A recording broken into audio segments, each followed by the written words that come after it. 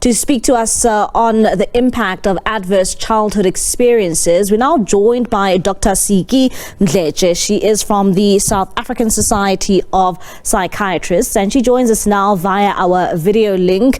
Dr Mdletye, thank you so much for your time this evening here on SABC News. I mean, we always hear about this phrase, childhood traumas, and perhaps, when we hear about this phrase, let's start off there.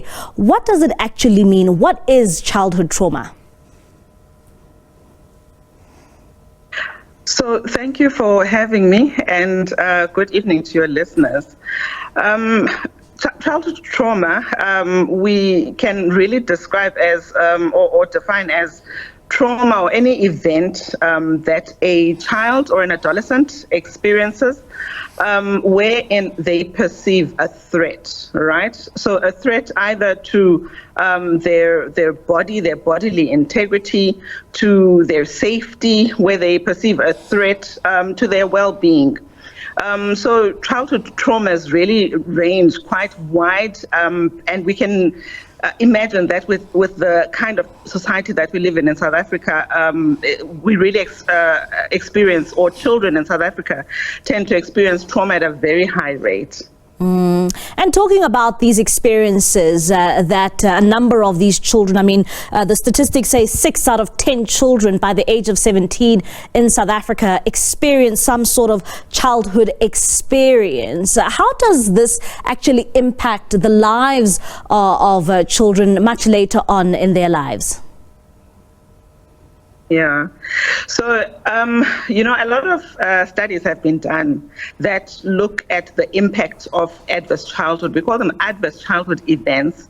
And I think a lot of what has come up is the fact that whilst the mental health of children themselves during the time of traumatic exposure is obviously adversely experienced, adversely affected, the impact of the experiences is not only deeply impactful, but it also tends to be quite lasting, affecting a child for the rest of their lives, really.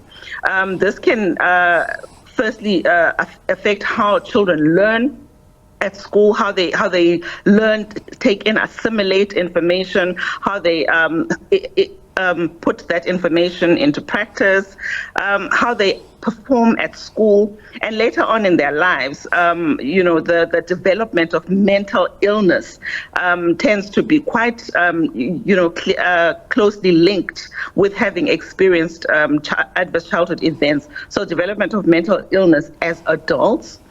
And not only mental illness, even physical illness. A lot of studies have also linked the occurrence of physical illnesses like your high blood pressure, your diabetes, and so on, interestingly, to exposures to adverse childhood events. So I think the point I'm making really is that it's not only the mental health, and the mental health impact is deep. The mental health impact affects even the extent to which a child can perform at school and go on to get a job, go on to contribute in society.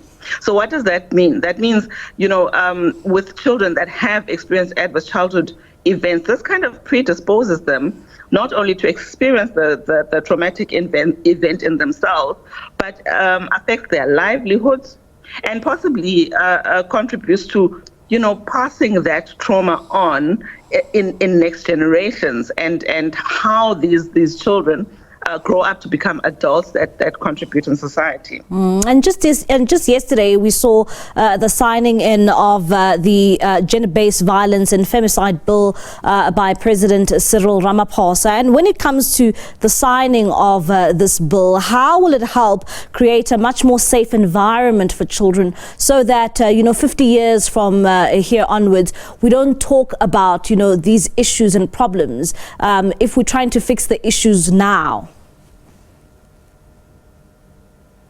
I think even just to backtrack a bit in terms of the impact of gender-based violence, because when we talk adverse childhood events, we're not only talking trauma that the child experiences within themselves, exposure to violence at home, is traumatic for a child, right? Because it is the threat to not only themselves, sometimes to a parent, a threat to a mother, because a lot of the time gender-based violence affects women. So when children witness violence, when children witness violent occurrences within the home, this also is part of adverse childhood events. Right. So if we are saying that we are stopping or we are addressing gender-based violence in homes, this says that we are taking on the responsibility to protect children from these harmful exposures, because these exposures affect how the brain is developing. Because the brain is now constantly on high alert, and as I said before, this affects how a child will then go on to experience life in future. So what could this potentially look like in the future when you're talking in 50 years' time or so, with children that have not necessarily been exposed, to violence within the household, within their communities?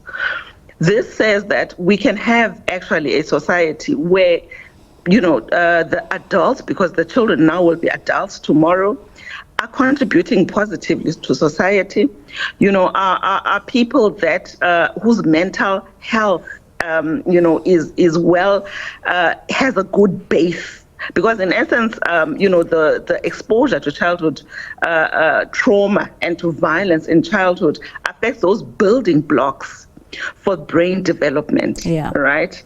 And the way that the brain develops is quite indicative of the kind of adult we're going to have in society in future.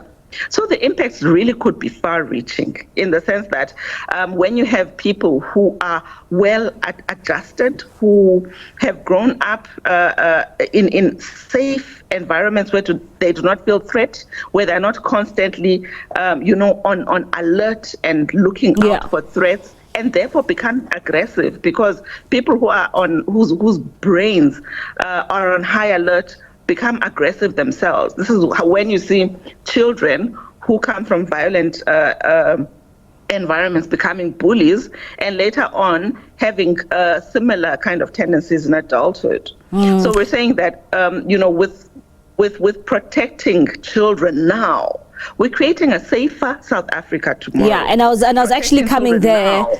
Yeah, when it comes to, how important it is, for this bill which has now been signed, and just the importance of creating a stable home or a stable environment. How important is that in building our society? Absolutely vital. It's absolutely vital. Unfortunately, we know that homes in South Africa are varied. There's no standard family, and unfortunately there is violence in homes. But the importance of safety within the home, children learn by relating.